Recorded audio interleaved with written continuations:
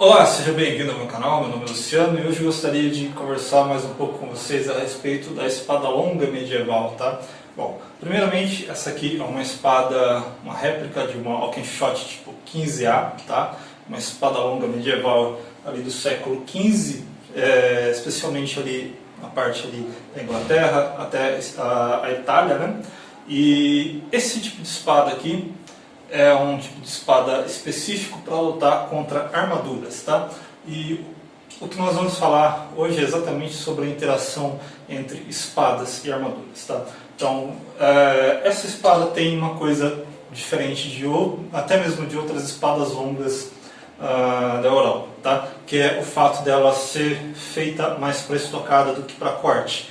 Apesar de muitas pessoas acreditarem que a espada longa europeia era voltada para estocada, né, primariamente, na verdade, muitos dos perfis de lâminas do tipo Alkenshot, né, os tipos de espadas com corte dos dois lados, né, e simétricas, eram espadas feitas para corte, como por exemplo a espada Viking, né, que é o tipo 10, se eu não me engano, né, e poucas espadas tinham esses perfis voltados mais para estocada. Bom, e o que essa espada aqui tem de tão diferente que faz ela tão efetiva contra a armadura? Basicamente, o perfil desse tipo de espada, né, a geometria dela e o tipo de armadura que essa espada iria encontrar no campo de batalha. Bom, então, existem armaduras de diversos tipos e níveis. Geralmente, as armaduras mais pesadas, mais completas, eram empregadas por cavaleiros, que eram a minoria no campo de batalha, enquanto que os soldados a pé, né, a infantaria, os arqueiros e esse tipo de soldado mais comum no campo de batalha utilizaria menos armadura, muitas vezes utilizando um capacete, um jaquetão, né, um gambeson, uma cota de malha, uma proteção para a mão, uma proteção para a perna e acabou. Você vê uma grande diferença do nível de proteção entre as armaduras de um samurai e uma shigaru, ou de um cavaleiro e um arqueiro, por exemplo, no caso da Europa.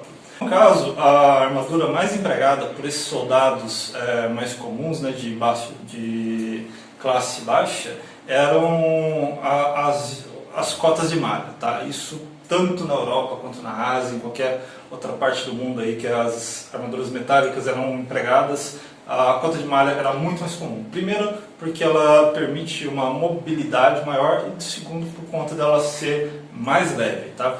O soldado comum que andava a pé tinha que marchar longas distâncias e uma armadura muito pesada, muito reforçada, ia desgastá-lo ele e atrasá-lo ele, fazendo com que o exército chegasse muito tarde no campo de batalha. Isso é uma grande desvantagem. Então, a maior parte do pessoal estava utilizando apenas cota de malha.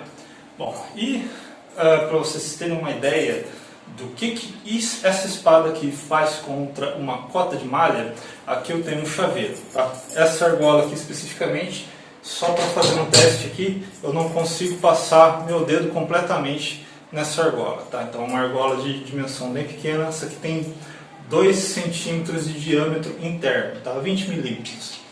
Será que essa espada aqui consegue entrar para dentro dessa argola pequenininha? Vamos fazer um teste aqui e vamos ver o quanto de espada que entra dentro dessa argola. Entra tudo isso de espada, mais do que suficiente para atravessar o corpo de uma pessoa, né? E atingir um órgão, coisa desse tipo.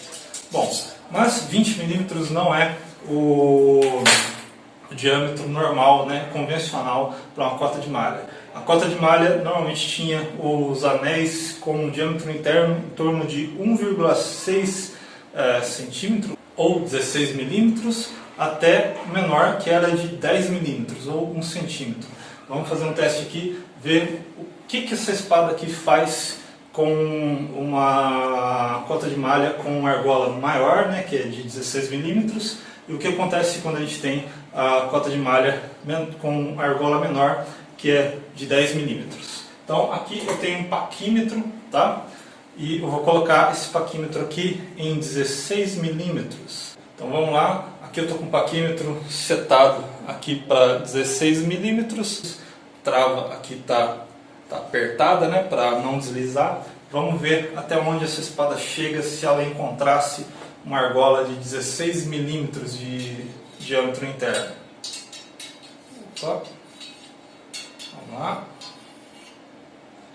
Aqui. Então, vocês podem perceber que ainda é muita lâmina capaz de entrar para dentro de uma cota de malha, no caso de uma cota de malha com anéis de 16 milímetros. Então vamos diminuir aqui o paquímetro para 10 milímetros, que era o menor tipo de argola. Vamos ver o quanto de lâmina que entra nesse caso dessa argola. Bom, entrou bem menos, só a pontinha da espada, né? Então, essa argola menor ofereceria um nível de proteção maior contra essa espada, que era uma espada específica para lutar contra a armadura, né? Para atravessar cota de malha e entrar em outras frestas também, né? Mas a gente tem um problema, aqui a gente está apenas medindo a dimensão e não pensando na deformação desse anel, porque é uma coisa que aconteceria. Então, por exemplo, se caso você viesse a fazer uma estocada colocando o peso do seu corpo com a sua força em cima dessa espada, que não é muito flexível, ela forçaria esse anel. Aqui eu tenho uma tampinha de plástico, né? Ela tem um diâmetro aqui. Quando a espada entra no anel, ela força para as laterais, né? E nisso ela pode ou romper esse anel, né? Ela pode estourar o anel, e aí é como se não tivesse mais nada, a espada passa nas bordas, né? Ela vai empurrar a borda e vai causar uma deformação aqui, né? Vai fazer isso aqui com o anel. Então, mesmo que o anel não estoure, né? Quando o anel se expande, mas não chega a estourar, se ele aumentou 2 milímetros para um lado e 2 milímetros para o outro, que não é muita coisa, esse diâmetro interno, esse espaço ali de 16 milímetros, já aumentou para 20 milímetros. E o que acontece com 20 milímetros de abertura contra essa espada, a gente já conhece, né? Então, esse tipo de espada causava muito estrago, né? Contra alguém que tivesse protegido apenas com cota de malha, um Gunderson, né? Bom, se você gostou desse vídeo, por favor, deixe seu joinha, compartilhe esse vídeo com seus amigos. Se você não é inscrito no meu canal, por favor, se inscreva. Muito obrigado por ter assistido esse vídeo e até mais.